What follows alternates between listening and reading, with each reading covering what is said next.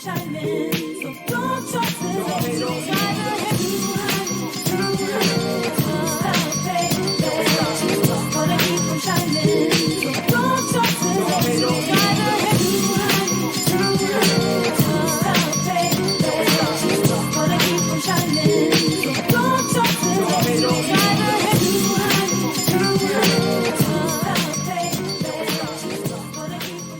you. Yo, what's up? What's poppin'? How you doing? How your mama? Everybody, all of them. It's your favorite king lady, Mrs. Candi. And it is her, she, me, the gossip diva, Miss Mocha. And we are Two Hot Chicks. All right, so I was going to introduce you guys to my celebrity guest. And then I was going to unveil myself. But she said who she was, so it didn't really work. This is Miss Corona. Miss COVID. Yeah, that's what they call it. They call her Miss COVID because she knows everything COVID. She was coming in here with her mask and she wasn't playing. Show the mask. So the people that are watching the live video, we have Two Hot Chick masks, guys. We have masks with the Two Hot Chick logo and Mocha and Candi on them, and they're just so fabulous. And we have a few. And if you guys, are good, buy one.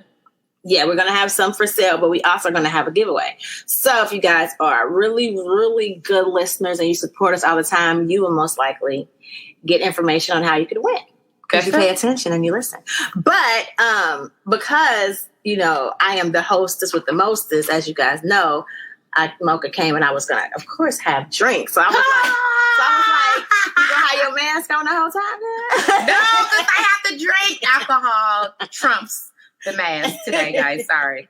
And then we was gonna social distance, but neither one of us could be in the screen. So we're praying that we both are safe. Yes, we're trying. We're trying really good. And I don't get out, so I really don't. Liquor kills anything. No, seriously, guys. Okay, so story time. Oh, okay. In light of everything else that's been happening, give me a story about your life. What's been going on with you? I haven't seen you in a while. I haven't talked to you in a while. What's happened? What's been going on? You got to think about it. I do. Okay, so I'll tell you guys what's going on with me. Okay, so you guys know I'm a mom. I'm a mom of two, and I have an 11-year-old girl and an 18-month-old boy. I'm going to do the months until he turns 2, and then it's like the size in the diaper. It jumped to 2, 3, 4, 5, so he's 18 months right now. But I'm still trying to find myself again, to get back to me. And I feel like I have the ideas and the desire to do it, but I'm still a little held back just with him and with the household. Just is so busy with COVID, with so much stuff going on. It's like I feel like I'm in a slump. So I'm trying to get it back. I'm trying. I got some stuff coming up with Candi for you guys. I'm working on it. I promise you I am. But I've been spending a lot of time with kids lately. Okay. And I don't know. I had a moment where I felt like a failure as a mom. And I felt like a failure because I'm spending a lot of time with my kids. And I think that I'm the type of mom that's very active. I'm in their life. I talk to them all the time. I'm super affectionate. My kids are super affectionate because I'm super affectionate. And I don't want my daughter to not have confidence. But I'm learning that she does not. She lacks self-confidence in certain things. Like lately, she's been complaining about her hair. And, she has thick, beautiful, natural hair or whatever. And she wants her hair to be straight, like the girls on Disney. And she has a gap. She got her mama's teeth. I had braces. So she got a gap and big front teeth or whatever. And she's like, I hate my teeth and I hate my face and I'm not pretty. And I'm like, no, girl, so I'm talking to my husband and I'm telling her, I'm reassuring her every day. I've been calling her beautiful since she's little, you know what I mean? And my new thing now is you look like me. Girl, I tell my baby that. Girl, I had to tell my baby that once, oh, she a lie because I'm fine. And you look dead on me. Okay? So. Right. I'm like, you're me. Before I got thick. So you're beautiful. What are you talking about? So I don't know. I need some people out there that are parents that are going through this with, especially raising a melanin child in a world where, they still try to say the European features are beauty. You know what I'm saying? What can I do to reassure her to know how beautiful she is? She's a beautiful girl. She's but she's super sensitive. And she's not I don't know if she's going to be like me or not, but she's not at that point where she got that effing attitude. Like, I was never the kid that could be easily influenced. I was never the kid that, you could break easily. I don't know why. That's just my personality. You know what I'm saying? Somebody says something, I'm like, I don't care what you say. This is what I'm going to do. This is how I said. You know what I mean? That was me. But she's different. So I'm trying to get her to be a leader. I'm trying to make her make decisions for herself. You don't let other people influence what you do. Recently, she fell out with a friend. And girl, this is funny. They lucky that it's social distancing, because it was one little friend. It's been her friend forever, and she is not of our race. She's another race. And London was like attracting them a lot, and I'm like, okay, you can have a diverse group of friends, but I would love for you to have some friends that look like yourself as well, so y'all can relate to each other, understand each other, whatever. And it's not like I'm racist or I'm prejudiced, but you need some of us around you as well, So she fell out with the one girl that was like her BFF, honey. And the girl, because London and her had, argument or whatever, her comeback to London was, your mom's a B.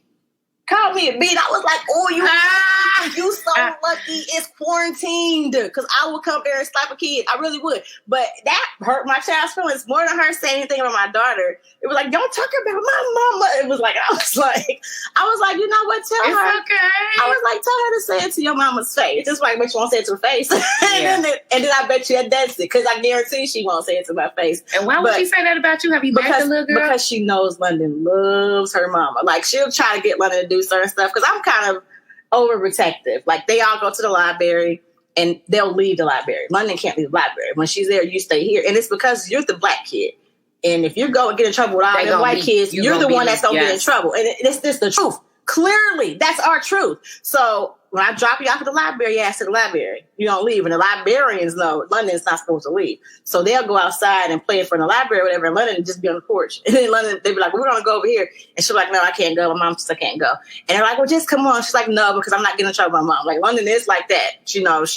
I love my baby because she's like that. So because London is like that, they know mom is like sensitive or whatever. So I just feel like, because she lost this friend recently, right, throughout the quarantine and all that kind of stuff, and she started to talk to her cousins more and stuff like that, I think that's helping. But I'm noticing, like lately we were having these conversations about her looks and beauty and stuff like that. So, it's hard, y'all. It's hard. It's hard to hear your child say, I'm not beautiful. It's hard to hear your child say they hate their hair. It's hard to hear, that kind of stuff. So with COVID and stuff like that, we've been doing the crochet braids, and we went to my sister is our hairdresser. We went to my sister a month ago, and she got a little mermaid hair. She got the color hair. I was like, listen, try to give her something, make her feel, like the Disney kids, and we got that. And I learned how to crochet. So today I'm crocheting her hair again. So pray for me. I tell y'all what it look like. I'll send you pictures. Yeah. Let me know if I did good or not. But yeah, it hurts my heart that we're going through this. And I see Jay Meal. Thank you, girl. She reached out to me and said that she went through this with her daughter. We got to talk, girl. You got to tell me, because your daughter's a little bit older. I need to know what to do, y'all. Like, I'm struggling, and I'm telling her every day how beautiful she is, because she is a beautiful girl, not only on the outside but on the inside as well. And I want her to appreciate, her melanin beauty. I want her to know how beautiful she is. I want her to love herself and love where she came from, And I'm trying to figure out, she's 11, so she don't comprehend everything, but I'm trying to figure out a way to get her to embrace her beauty. So help me, please. That's my story time. It's not really happy, but that's what I'm going through. So what about you? What's up? You got something? Let's see. Well, I feel like this quarantine has allowed me to readjust the way I think and understand and know who I want to say who my friends are and who aren't my friends. And I learned that just because people think differently than you don't necessarily make them like a bad people or whatever. Okay. And I say that because I'm a big like social distancer. Like that's why she made a joke when I first got here about like what, you know what I'm saying? I got to take my mask off to drink and stuff like that. Okay. Like it's a joke, but like at work, it's like big shit. That's like, a lot of strangers are coming in. You don't know where they been. Like at work, I work for like a doctor's office and like sick people come there. So I try to like, you know, like I'm saying, be on my stuff. So that's probably where a lot of it is coming from. But then too, like I am a big, like I like watch CNN news and I watch, like I go to the CDC website and it could be propaganda, but I also want to be well versed. Like if something is going on, I want to be like, know that something's coming. Right. You know what I'm saying? So that's probably the reason why I'm like that. But also I brought this up to say, I am a mom of a brown boy. And what is going on right now is affecting me because my brown boy has a lot of friends that are not brown. Okay. And I asked him about the situation and his response to me is kind of like made me feel like, am I the parent that I think I am? Because he was just like nonchalant about it. Like, oh, you know, and I said, well, did you see the video? And he was like, yeah.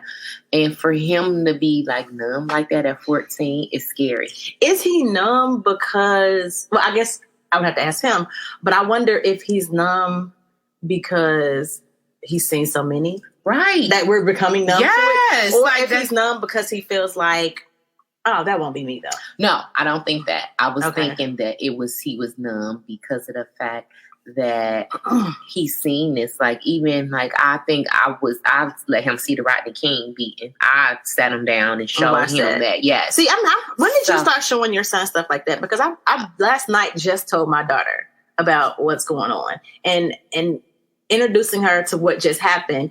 I told her about what happened prior, like years before, not even like all the way back to slavery, but just like started with Trayvon. Okay. Up to, you know, all the people. I just was letting her know. And, you know, that made her sad. That made her say, like, oh my gosh, like. Well, my son has seen the Rodney King beating. I told him he knew about Trayvon Martin. He knew about Sandra Bland. Like, things that come up, I let him know about because he is an African-American male. And just like you said, like how you said about your daughter, my son could also, like, I totally, like, the narrative is that Black people are thugs. And if he the only Black person that, you know, he had told me before that, like, they said that he was combative, like, or like his white friend had said, like, use those words to him, like he argumentative or something. I was like, why? Because you don't just accept what they say and you have something, like you seek your own knowledge. If you feel like that doesn't sound right, you're going to speak your mind and speak. Don't ever let nobody tell you that that's not right.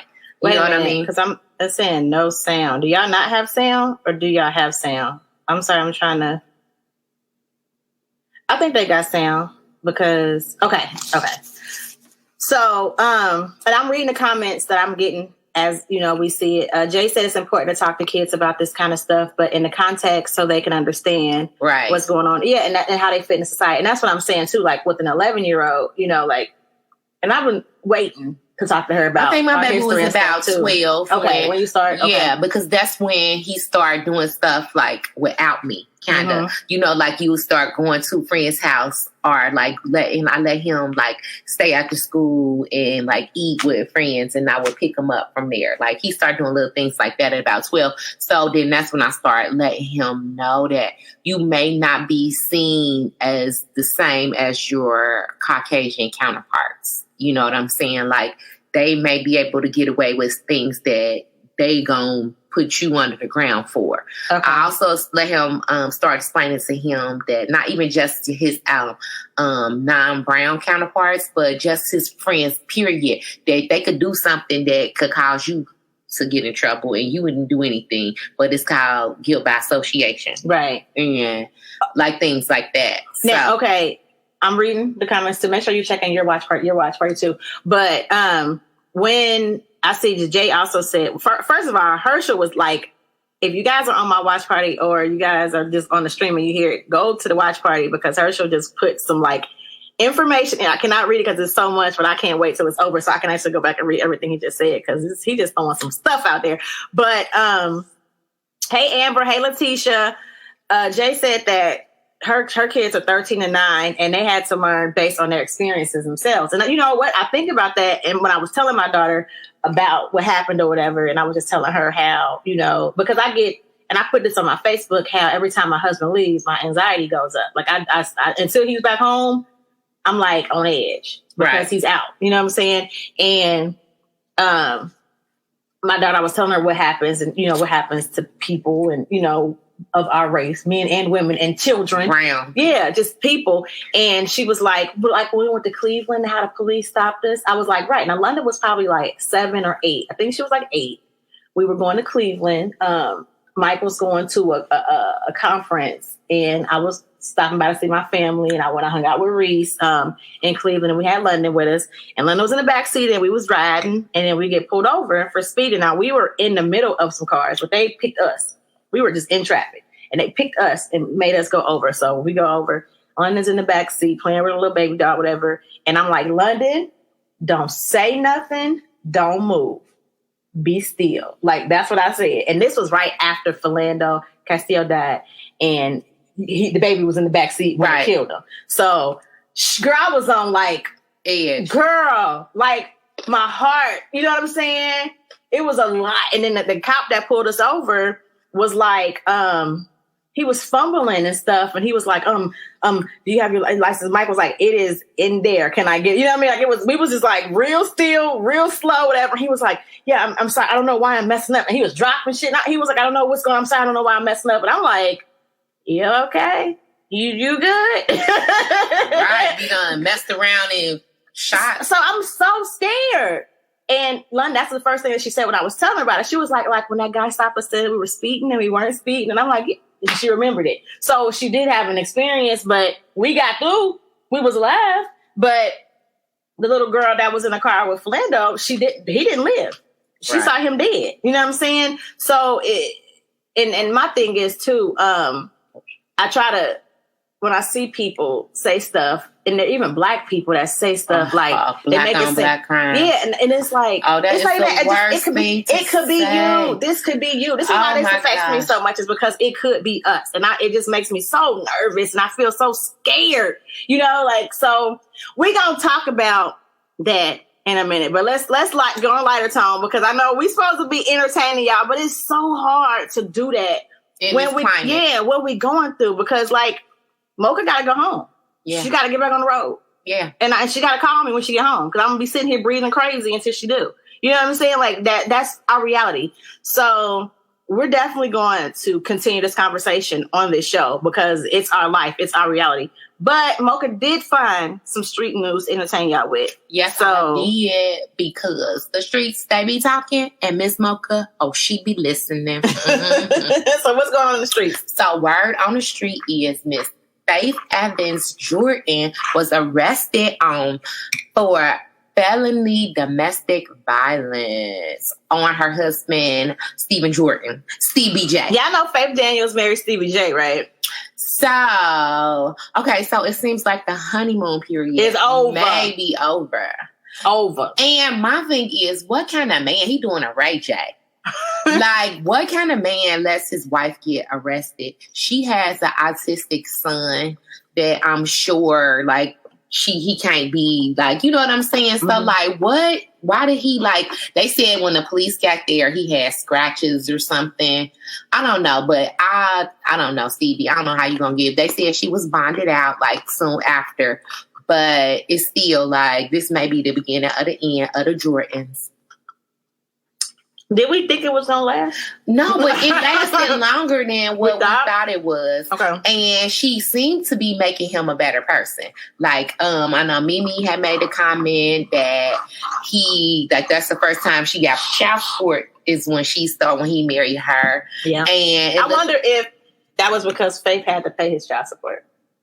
You know how like Whitney Houston had to allegedly pay Bobby Brown's child support? Yeah. I wonder if. So, do you think that Faith would have been that stupid to like marry him? I don't think so. I don't think that. I don't think she paying his child support. I don't think she that girl. She's not that girl. Okay. But I do believe that maybe like she was just making more. I feel like he had the money then. You know what I'm saying? I feel like he just wasn't paying because he was just sleazy. He didn't get the money until he got Love and Hip Hop. I think that before Love and Hip Hop revived him, he didn't have no money. Right. Yeah. So, but he been on the Love and Hip Hop for how many years? But he already had other kids before her. He probably had so much back support that he had to get them millions covered before he could cover me. I don't know. But he probably didn't have no child support at first either because they was going back and forth. They was together. You know what I'm saying? And one thing I've learned is the people that's on there first get the vote. And then everybody else, they kind of like decide about it. But that first one always gets the most. I don't know, but I'm just saying, I thought she was making him a better person, and I wonder what he did to make her put her hands on him, because I still believe he's Sleazy J, and he probably did something like call Jocelyn, but Jocelyn, I hope he mess up her little relationship, because I liked her with that dude ballistic. Yeah. So I hope he didn't go messing them up. I don't know, but anyway, that's what the word on. What else you got? What's on the strip? Miss Quad from Married to Medicine. We're gonna have to give her congratulations. She has adopted a baby girl. So alone. So I wonder, was this in the works with Dr. G? That's interesting because they were talking about kicking her off the show. But if she adopted a kid, they give her a whole new storyline. They're going to bring her back. That gives her a whole new storyline because it's going to be motherhood. So, because you didn't want no kids for so long. That was like the whole thing. But maybe she just didn't want no kid with him, Dr. G. And maybe she'll explain that. But I find it ironic that she didn't want no kids. And that was a downfall in her marriage and stuff. But when you drink a Captain show, all of a sudden you adopt a kid. Nobody wouldn't do that. Now get a whole kid for a show. Come on now. I don't know. They be talking about Miss Quad saying that her BFF is a gay man, and Mr. Funky Dineva. They're not BFFs, but they are good friends. And then I love Funky Dineva, and they fell out because Funky Dineva gives a tea like on YouTube, and he just expressed his feelings about how she was acting on the show, and that's one of the people that feels like, okay, don't talk about me. We friends. You know what I mean? Well, his job is to do that. So he can't be like, if you do something wrong, like if you were friends with Kenya, right? And you come on the show and you review everybody, but you like, oh, no, it's okay. No, Kenya's fine. And it's like, no, bitch, the cookie lady was messed up. And if you can't say that, we're gonna talk about you. You messed up too. Right. So it's like even Candi was like saying but Candi was still trying to make it. That's why everybody read Candi for filth, because Candi was kind of like making excuses, like you wouldn't talk about it. It was kind of like she was just like, I wasn't there. Yes. So that's like, no, but you seen it. Yes. Like us, we wasn't there either, but we still can say it's wrong. Yes, she needs somebody. There's something up with that. But now we're talking about Miss Quad, Dr. G. Recently had that beautiful woman that Simone kept talking about. Beautiful. Yeah. She's beautiful. She's gorgeous. She's gorgeous. No, Dr. G actually was talking about that he is working on a new show about depression and suicide. And he had asked, like, we found out because he had like tweeted something to Waka Flocka, because Waka Flocka is like got this new persona and new person. Like now he want to be an advocate for suicide, and because of his brother, right? And he already said like that rap thing really wasn't for him. It was just a way for him to make money, to have a platform to really. I didn't think he could rap that good. Anyway. But I mean, I like Waka Flocka got a few hits that I still bang to like. I couldn't stand him. But he was like mumbo rap. I remember his very first single. Oh, let do it. Let do it. Girl, that's a banger. Trash. But anyway, so that he had mentioned that then. So they both have new things on the horizon separately, which is good. So, Okay. On a good note, Sean Bell, who was the African-American man killed on his wedding night. He was in the car and undercover police officers shot up the car and he was innocent. Well, his daughter, who was just born like a few months before he was killed, graduated from high school in 2020. She was a 2020 graduate. So congratulations, baby girl. That's sad. It really is. You're going to go back to that. Now I'm about to be mad all over again. Right. Exactly. You know what I'm saying? And her daddy couldn't be here to see her graduate. Right. And this is why we mad. Yes. So, this is why we mad. Okay. So, yeah. And you said you already knew this, but Candi Burris was the Midnight Angel mass singer. But I knew it was her too, but maybe they wanted her to be the first woman to What irritates me, okay, first of all, they had Gladys Knight. They did. They had Shaka Khan. Right. They had Patti LaBelle. They did. On that show. If they was have a black woman win, yeah, they could have picked one of them. Yeah. Okay. And then I'm not. I love Candi. Candi is a boss, and I love her She for really the boss is a that boss. she is. You know what I'm saying? However, she's not the best singer in the world. I could tell it was her every song. Every song I knew was Candi. She was like, she got this like name. And I don't like it. Yeah. It's not a voice that I'm like, oh, shoot. You know, like Candy's voice annoys me most of the time. I'm just, you know what I mean? That's why when she came up with that song, like her latest single, I fly a bit, I hate it. I fly a bit, I fly a bit. Like, I don't like her voice. I love Candi. You know that's I my love girl. Candi, the boss. I don't love Candi. I like her singing. I love Candi, the writer. I like Candi, the harmonizer. I like Candi in the background. Escape. Yeah. I like all her escape songs that she sings. Like, that's the best thing for her is Escape. For her But voice. her writing is cool, though, because when she came out with that one album, I think it was Candy Coated. It was when I was in Florida. She had some hits on there. If she wouldn't have sang it. If somebody else would have sang it, it would have been like everything, because those songs were so relevant to my life at that time. I was like, girl! But she couldn't sing, though. And I went to a Fantasia concert. My first concert of Fantasia, where she was the headliner in Jacksonville, and Candi was actually the opening act. Okay. Yeah, and then the whole time she's like, I got a code, y'all. So her life is a code. Like, you always got a code. No shade. If that's the case. No shade, right, Candi, though. But you know, I like you, and we're gonna be friends. Okay, Herschel, I'm gonna email you because I want that information that you got. Okay, just about Candi. No. Go ahead. Okay. Okay. So y'all know I got like a love-hate relationship with Vanessa Bryant.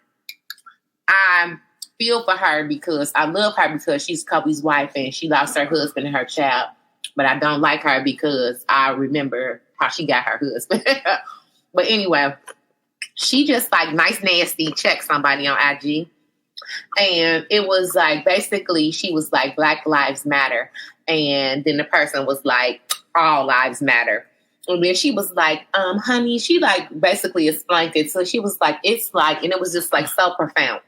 It's like if on a block, there are houses in the neighborhood. If one of your neighbor's house set on fire, you give attention to what needs attention to, which is the house that's on fire. Right. At that point, would you say all houses matter when that house is on fire? So pretty much she's saying, like, she's not saying that everybody is not important, but right now the Black people in America are being terrorized. Slaughtered. Yes. And like lynched, like modern day lynched. Yes. And she's saying that we need attention. So it is okay to be like, it kills me when I see people like come back, but like, that's not a term that you have to come back with something. Right. It's a fact. And we're not, and where is you stating a fact makes something else less factual. What's frustrating, and here we go, going back into it, but like I said, y'all, this is our life, this is our reality, so we're going to talk about it.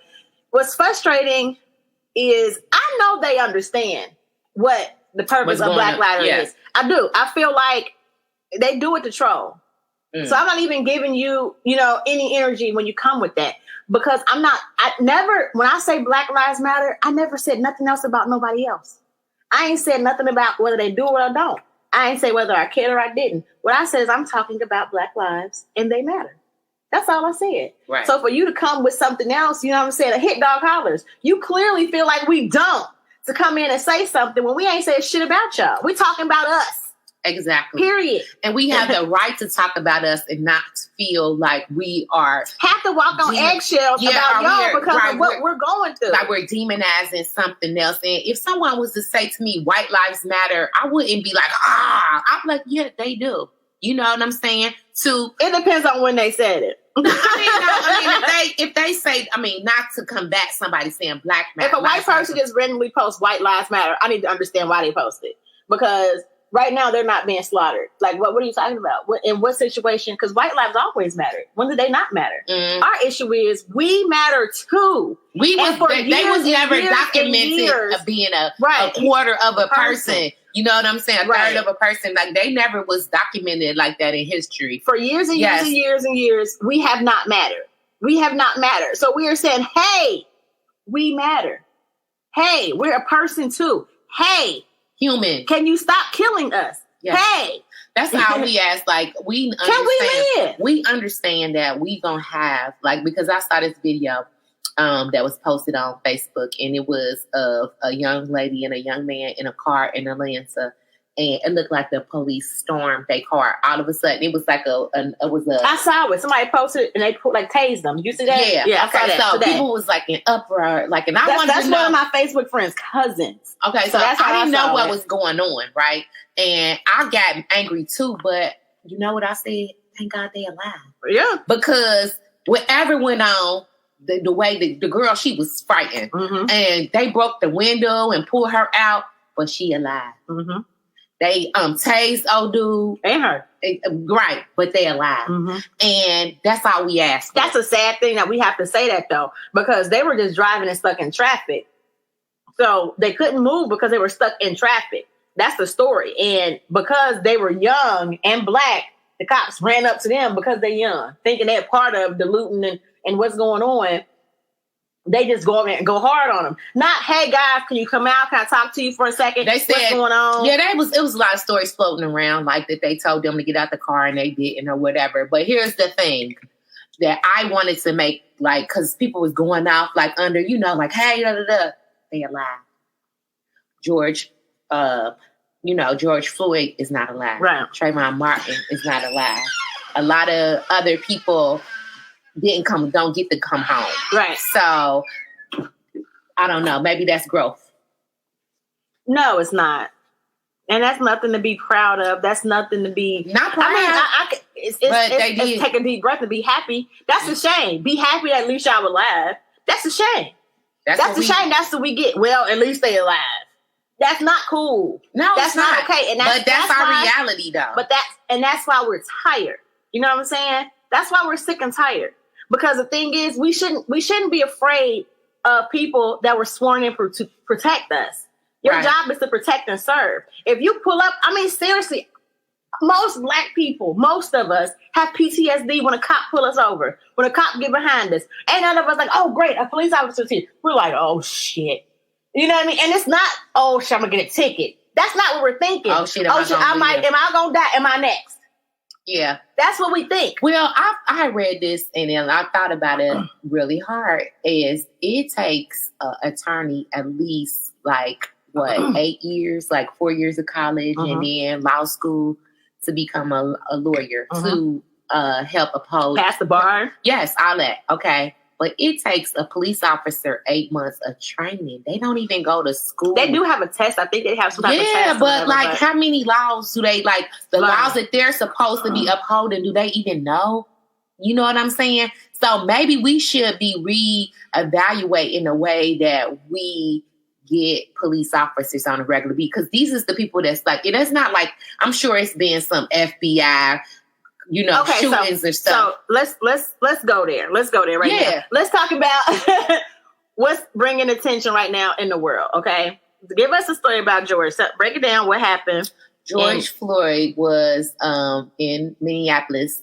It was said that he was there for a business because he was in a truck driving school, and the police was called because it was said that he had some 40. They said he had a counterfeit $20 bill. Yeah. Now this is a fake 20. Okay. This is my thing.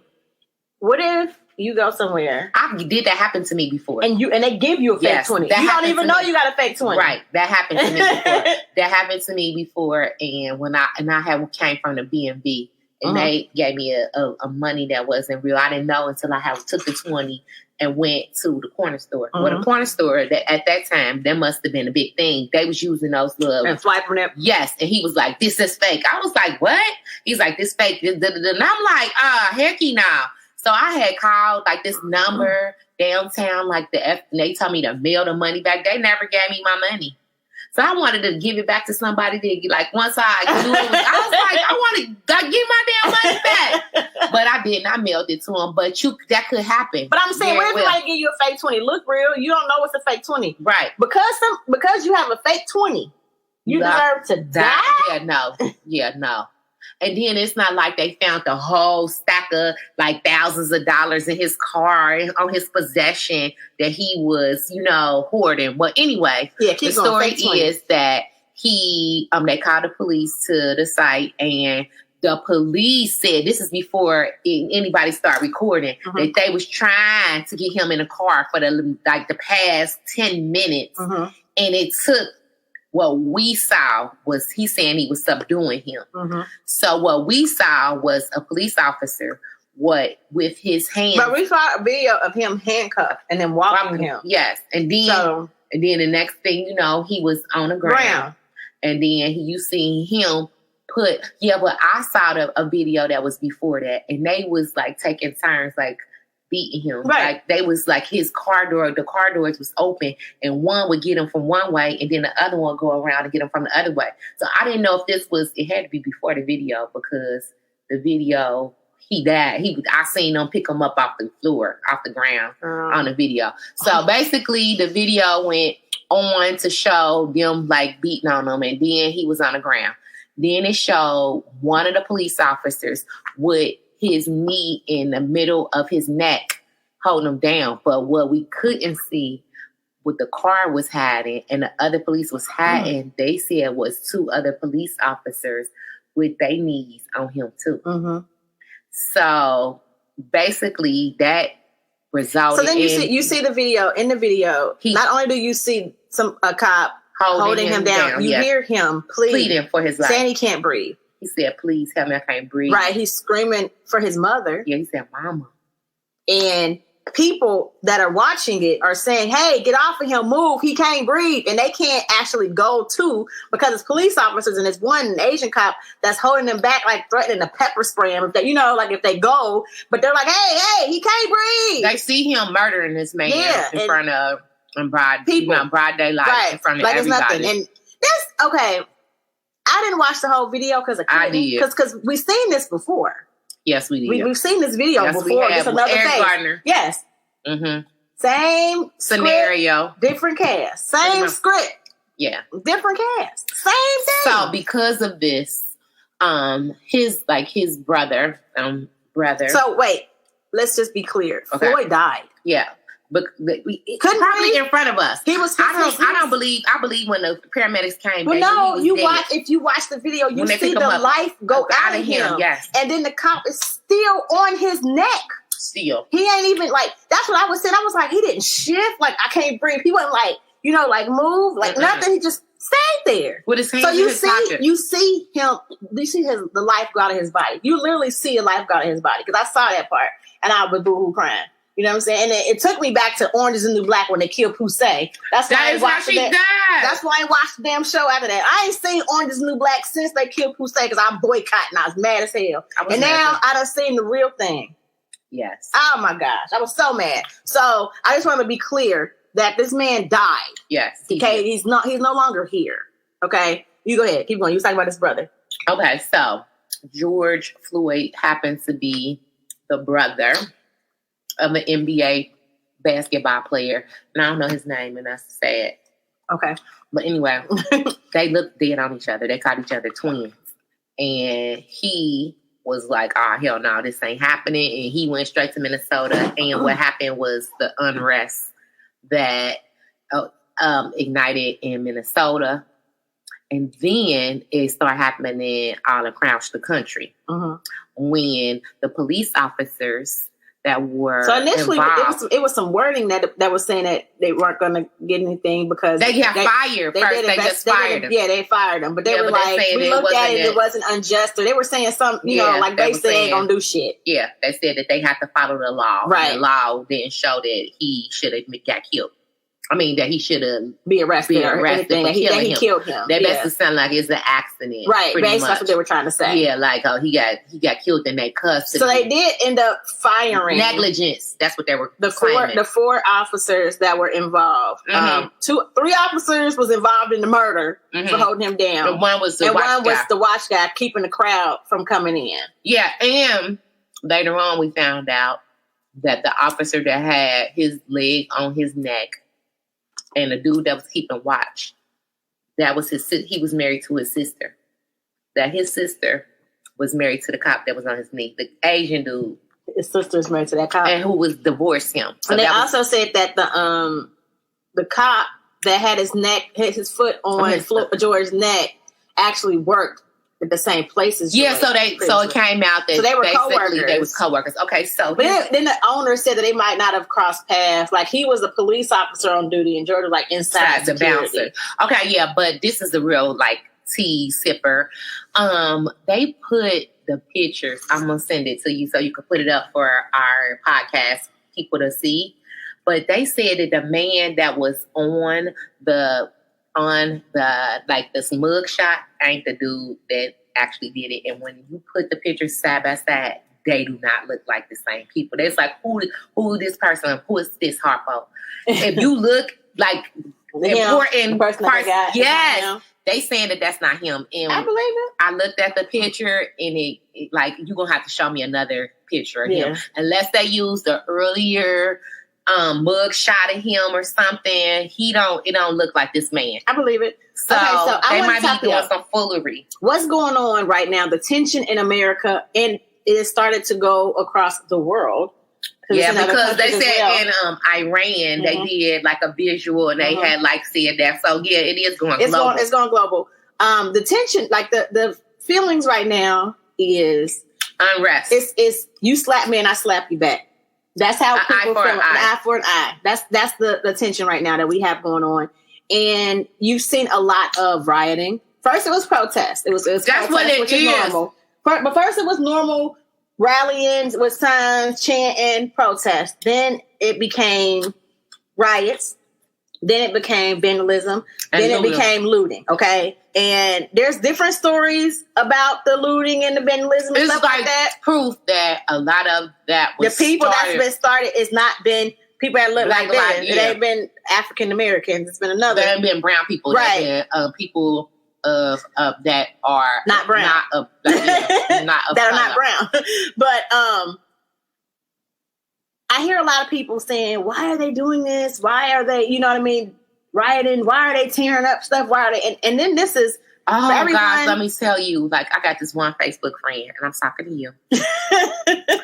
Honey, you talking about, oh, why y'all down there tearing down? Target ain't do nothing. See, are you kidding me, girl? Target is the oppressor.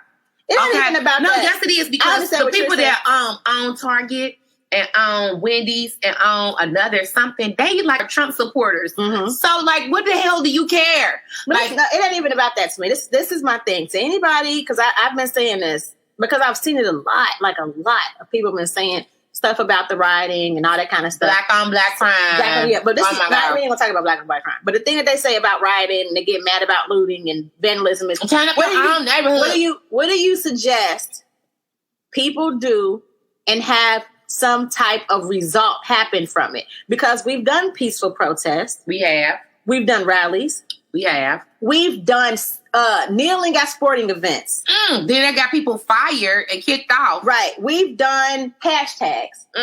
We've talked about it. We've talked about all these platforms and we said stuff. We have conversations. We've voted for some people. We've actually had film, video of murders and people still get off. They still They don't even they don't even get charged. So, like, that's the new thing now. They're charging them. Just look at that African-American man who was killed by that lady police officer who everybody was hugging at her damn trial. Like, she came in that man's house and killed him dead in his damn house. And she walked away. For 10 years. Girl.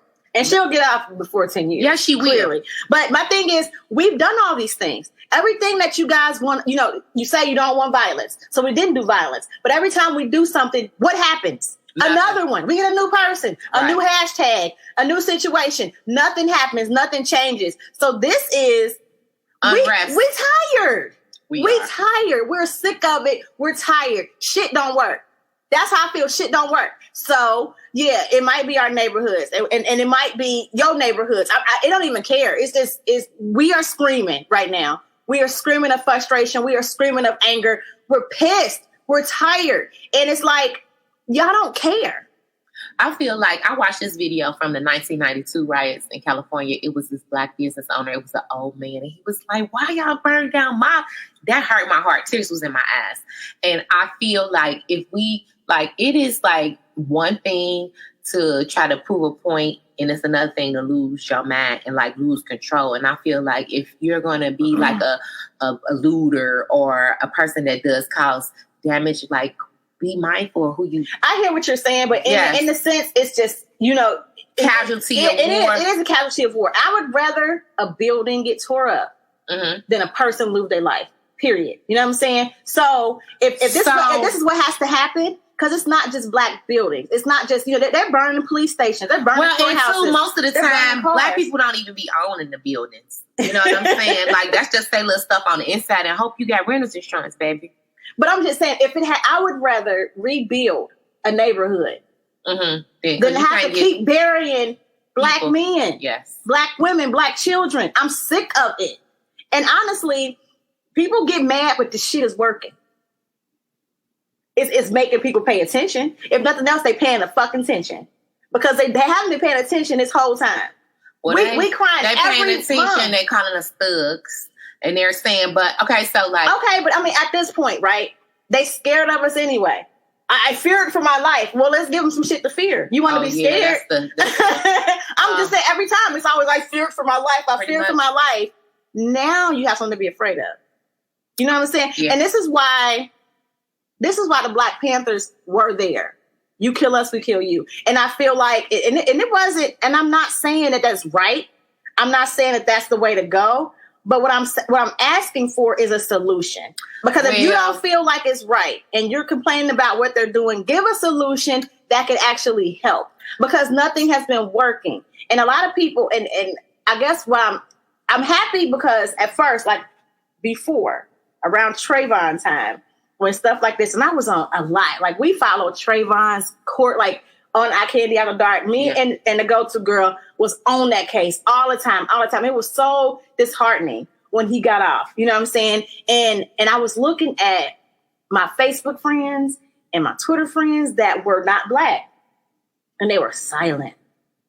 It was just quiet the whole time, like nothing. They weren't saying, oh, well, he deserved it. They weren't doing that. You know what I'm saying? But they didn't say anything.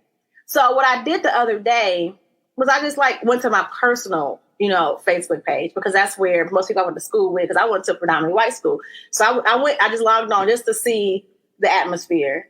And I was pleasantly surprised because a lot of my white homies from school was going off, was posting Black Lives Matter, was saying white people, this is what we can do. My girl Elizabeth who was in the chat right now. That's my girl. Elizabeth, every time I see you say something, I'll be like, oh, I love her. I love her because she gets it. Because she's a white girl with a brown baby.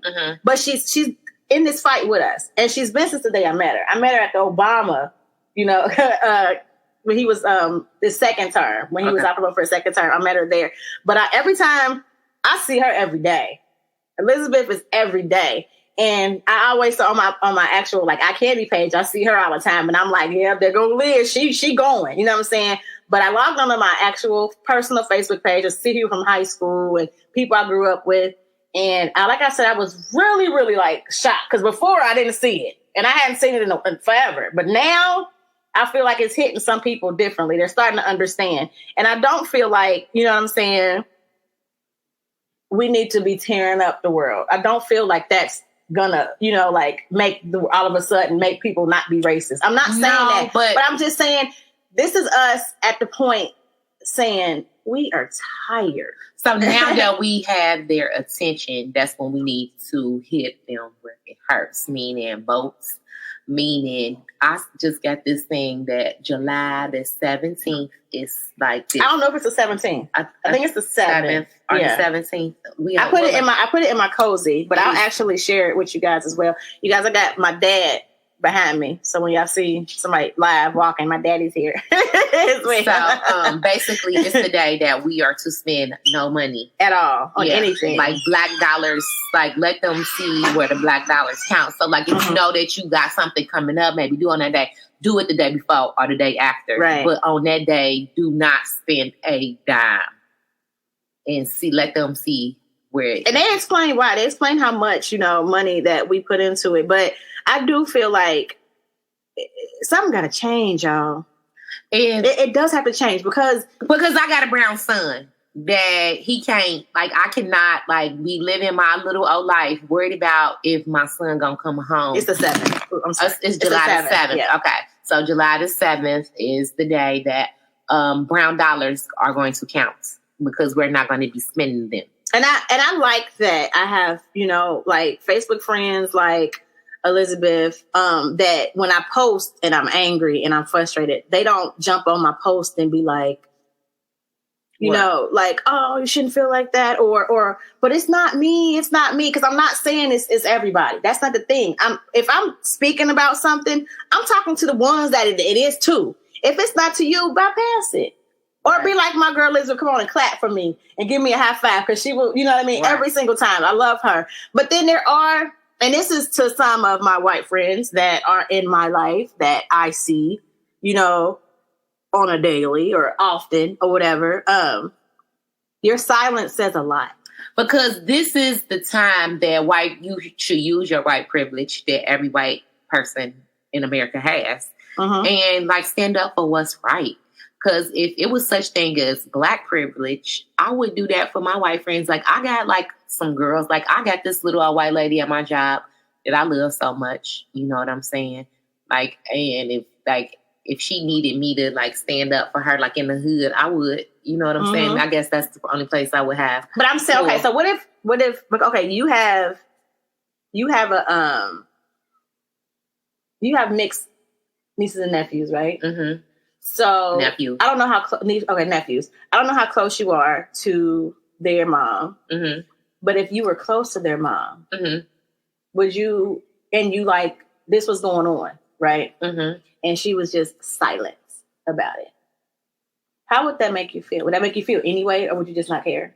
It would make me feel away because she got brown boys. Mm-hmm. So she got to feel it too, because they ain't gonna be looking like, oh, your mama white. Right. They're gonna be looking at it like. So what if it was not her, but it was a white girlfriend of yours that you feel like you're close to? You know what I mean? That's your girl. And right now, black people are targeted. We are being slaughtered, and you are hurting as a black person. And she's just not acknowledging it, not saying nothing about it at all. Well, I don't feel like if this person is like not an active Facebook person, I wouldn't. Not even that. What I would they want are her to reach out what if they to are, me. Okay, so what if they are active on Facebook? They post all kind of stuff. They just ain't saying nothing about this. Or if they know about it and they know you feel a certain kind of way, even if they're not saying nothing, but they see you posting about it, it's affecting you and they don't say anything. Does that affect you? Because it does to me. Like if it's the white people I know and we not cool like that, like I know you, we know each other, associates, it don't bother me. If I look at you as like family, or I look at you like a close friend and I see crickets, I see silence, that says a lot. Because right now, I need you. I need you because you are the person that can change it. True that. Your voice is going to reach more than us because I've been screaming. Yeah, we've been screaming. I've been screaming. You know what I'm saying? I need you to scream with me right now. Right. Because my little boy's life depends on it. My daughter's life depends on it. My husband's life depends on it. My baby life matters. Right. So it's like, right.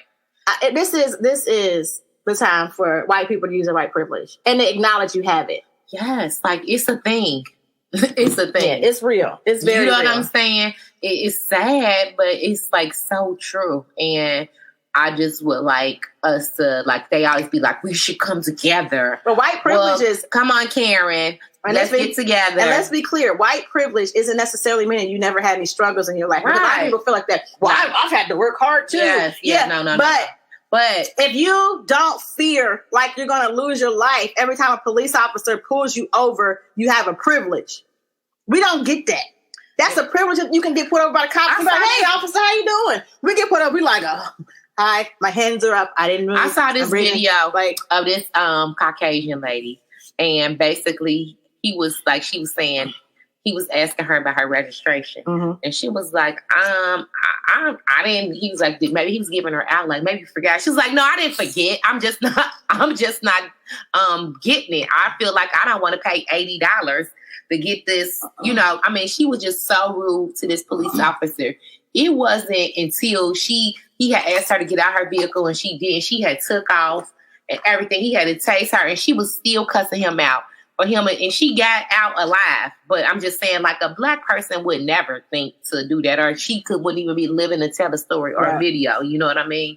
But that's a privilege in a sense. Like, you can question, what am I being pulled over for today, officer? You can ask that. We can't. Yes, sir. Yes, we have to tell our kids early age. Don't breathe. You respect them. Say yes, sir. Yes, ma'am. No, sir. No, ma'am. Get home. Yeah. Your goal is to get home alive. Like, and we used to only be able to have to tell our sons that, but now we got to tell our daughters that too, because they don't care. They kill black girls too. Like, it's just like, I don't know. And then what it's doing is making us look at our African American men as less than, because they can't protect us. You know, it's kind of like it's something systematic. Well, that's the whole thing about slavery, because they would pull them and kill them and take them and move them and in front of them, in front of your women and children. They doing this in front of women and children. So we're seeing they're supposed to modern day. Yes, that they're supposed to be protected. How safe would you feel if you knew that at any time, like your husband could? You know what I'm saying? And make you feel like, do I got to be the one? They'd be like, no. You know what I'm saying? So it's all systematic. And I want you guys to know that everything that I've been posting, because I've been on the rant. I don't care. If I feel a certain kind of way, and it just is how I feel right now. I don't only post, about the struggle. I also am posting and highlighting when police officers are standing with us. Because I seen a Louisville protesters. It was a group of white women that stood in line, like out in front of the protesters to protect the protesters, white women banding together, protecting the black protesters. So it's not like we don't see y'all. We do. The ones that are out here with us, we see you. Thank you. Right. Thank you so much. We need to do something though. It's time. The time is now, because we are tired. We are really, really tired. We're fucking tired. Yeah. It's like, I get it now. I get it. And I don't even say nothing. They burn us. I say, burn, baby, burn. I don't even give a shit. Because I'm so tired. I say that, like, the people that, like, felt, like, so, like, appalled about the whole tearing up downtown, which they moving all of y'all black asses out of anyway, go down there and help them board up the shit that they tow up. I mean, that was a suggestion that was given to me by somebody. And I think that they did go down there and help, like, African-American businesses that needed help to board up their stuff. Like, go down there and help in that way. I remember I used to, back in the day, like, when this happened in 2001 in Cincinnati, I was in Wyoming. So we didn't have a curfew, but everybody else had a curfew. I was like, oh, I'm going to the mall. And then my friends was like, oh, we got a curfew. Oh, I'm sorry for you. But I didn't. Y'all had a mall in Wyoming? We used to go to Tri-County. Right up the street. Wasn't that still under the curfew? No, it wasn't. Springdale was not in curfew. Wyoming was not under curfew. So I used to be like, not affecting me. Me and my little privilege. Bubble. My little bubble, my little privilege. I had a little privilege a little bit, y'all. But, what I was saying then, I was like 16, 15, 16, so I was a kid. But I was like, what they should do is they should, do the suburbs. They should tear up the suburbs. While I'm living, I'm saying they should come tear up while I live, type of stuff. But I get it. I get it. You tear up where you can. You get where you at. Girl, back then, they had actual armed police at the, like, right going into Norwood. They weren't letting niggas get up there. They had tow up from downtown all the way through Evanston, up until that point, when they got to Norwood, them cops was standing with guns ready for him. Like, you will not tear up Norwood. Okay? I was having a conversation with somebody about the George Floyd situation, and they were saying how what they should have did. Like, if they were like, it would have been my family member. This is an older person. They're like, if it would have been my family member or whatever. Because I already know this dude gonna walk. They're like, I already know this dude gonna walk. Period. They gonna walk. Watch.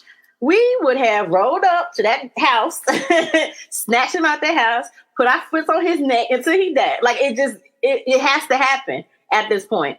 But I was like, that's sad, but I get it. And then you do got the people that say stuff like, well, what about black on black crime? And they irritate me when they say that. Oh my God. Let's do some statistics on that shit. But first of all, it's white on white crime too. Did you not know that? Okay. I've never heard of white on white crime. I've never heard on Asian crime. I've never heard of Latino but they crime. kill each other every day just like we do. You kill where you live. Right. And that's what it is. You just a product of your environment. Right. If your environment is in the middle of fucking Dominican, you're gonna kill Dominicans. Right. If you in the middle of the fucking hood, you're gonna kill hoods. Right. So it's just like, get over it. That shit is a bad analogy. But one thing that what someone has said was they need to get the homies out there, the OGs that like to kill, don't mind killing.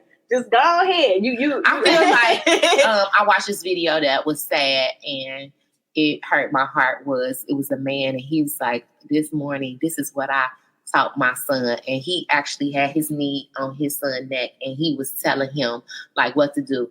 Don't tense up, relax, take breaths, like, and telling him how to survive in that situation if that ever happens to him. But how long can you do that though? Because he was on that man's neck for 7 minutes. But he was tense too. Yeah. He was, like, and the way the man was explaining to his son, it was probably like to relax his body. Yeah. So that can't, and that slow his breathing down too. So that would actually like help him not die like that. So, and I almost thought like, shit, should I be teaching this to my son? Should we be teaching this to our sons? That's a shame. That's a shame. And that's what I'm saying. The privilege is not having to do that. Right. That's a privilege where you don't have to do that. Even have to think about it because I have to think about seriously. Like every time your son leaves the house, you gotta sit and be. You know what I mean? You gotta I say that only because like my son is one like a do-gooder. You know what I'm saying? He won't. But your son is also the type that wants to ask questions. Yeah, and a do-gooder. So he gonna try to be like, why are you doing that to this? You know what I'm saying? Like, that's what I'm afraid of. If he see unjust, he be like, oh, no, he don't care what color they are. He gonna be like, that's not right. Like, why are you doing that? You don't think that's good? You know what I'm saying? Right. So that scares me. And I don't want to change that about him. That's his personality. But those are the things like they should have a workshop for like African-American moms. Like what to teach our dads. Like, but you know what? This should not be our life. But it is our reality. But it is our reality. That's why people are tired.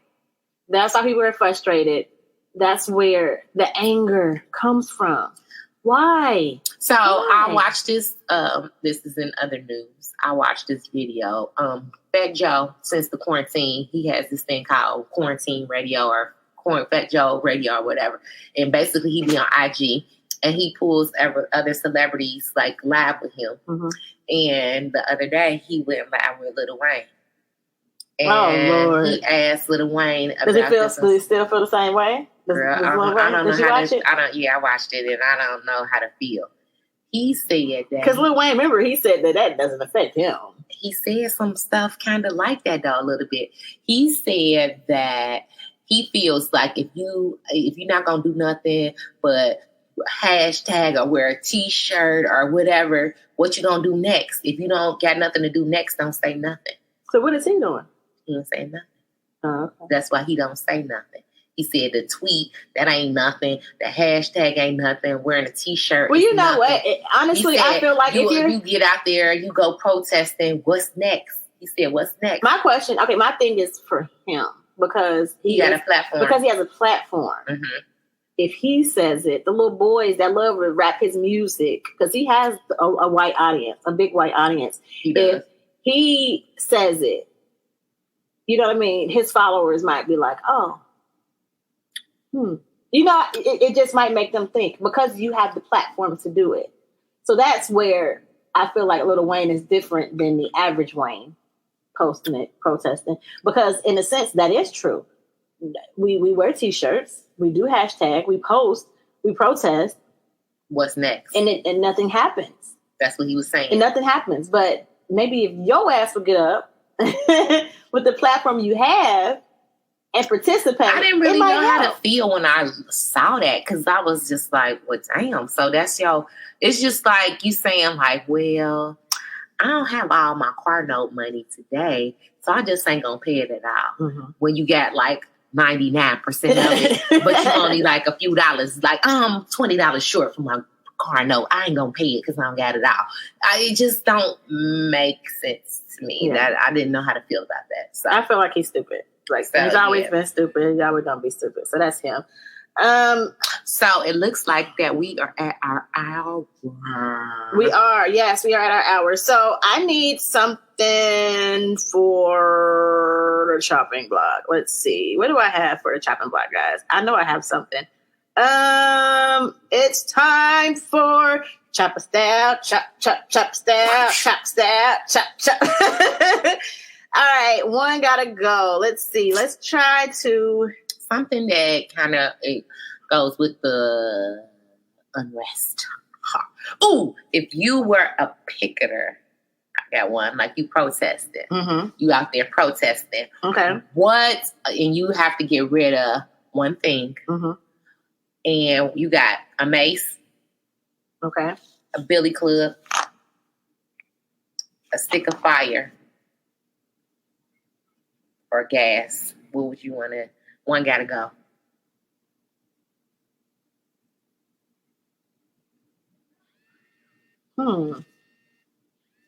I'm trying to think of what actually kills. I get no gun. Right. I get you no gun. But a billy club eventually could kill you. They can beat you to death. It's happened. And then that fire can burn you. It can burn you to death. Okay. So between them two, fire and the billy club. Because gas without fire don't mean shit.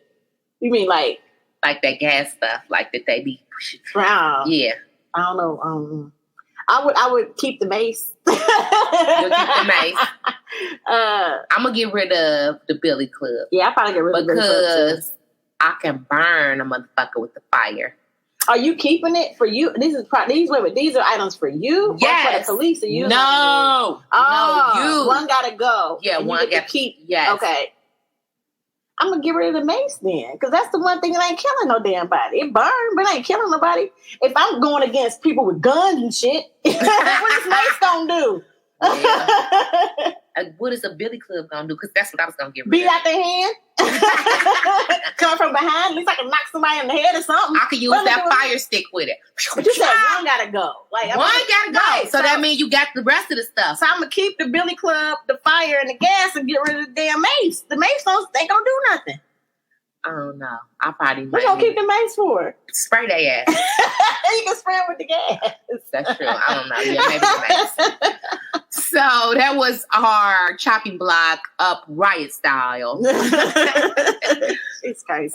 Well, we have come to the end, and we are just sending prayers out to the family of George Floyd and all the other families that have lost their loved ones to police brutality across the nation. Mm-hmm.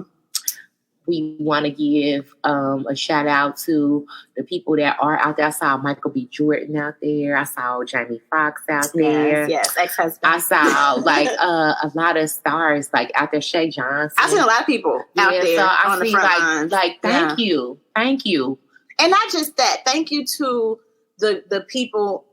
Thank you to the everyday people, the everyday moms and dads. Thank you to the white women and men that are out here that get it, that are out here fighting with us, that are wanting, equality, that wanting us to just be able to breathe, to be able to live. Thank you for saying something. Thank you for standing up. Thank you for walking with us through this. I appreciate it from the bottom of my heart. Thank you to the police officers that are actually police officers and doing the job. Good police officers. Thanks for the ones that are actually calling out the BS for other cops. You know what I'm saying? Because I know it's hard, because it's like a boys club. And if, you tell, they try to get rid of you. So the ones that are actually speaking and saying something, thank you. Thank you so much.